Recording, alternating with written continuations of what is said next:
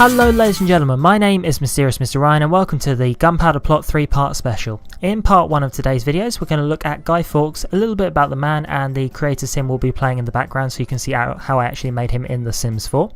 He is available for download on the Sims 4 gallery as well in case you want to actually have a bit of a play with him, but for the most part this is how I built him, and let's talk a little bit about him. So, to start off with, Guy Fawkes himself. So for those of you who don't know, Guy Fawkes was part of the Gunpowder Plot, which took place in 1605 in London, and the attempt was carried out by him and several other English Catholics who wanted to actually blow up the Houses of Parliament with all the parliamentary people inside.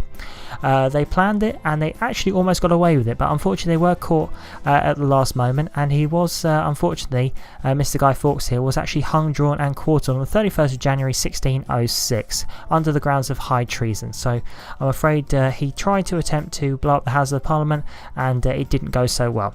So if we just jump back into the creator sim though, as you can see from the sim itself, what I've been doing is working a little bit on his face, taking a bit of time to make sure I got him right and work on his build, playing with his voice a little bit, trying to get the right tone of voice for him. Overall, Guy Fawkes was not an overly muscly man, but he certainly wasn't a large man, so what I've tried to do is keep his overall body fat size low and give him a little bit of muscle but not too much.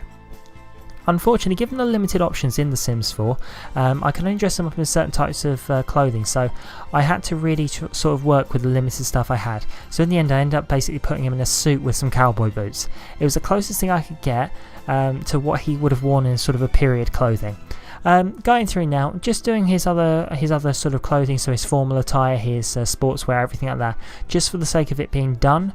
I didn't work as hard on this part because, to be perfectly honest, the only reason you're really going to see him in is his standard casual wear. Everything aside from that is quite irrelevant. So here we are, just finishing off the last couple of parts of his nightwear now.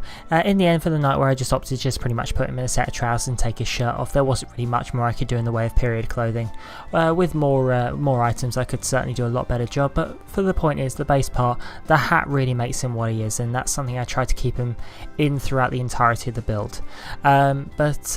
Just while I'm finishing off now, the facial hair was one of the big defining points, along with the hat, that pretty much defined him as Guy Fawkes. So without those, I don't think he'd quite look the same. So hopefully I think you agree.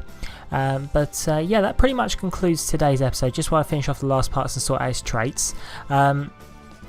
The traits I opted for: he's in evil, he's mean, and also he's self-assured.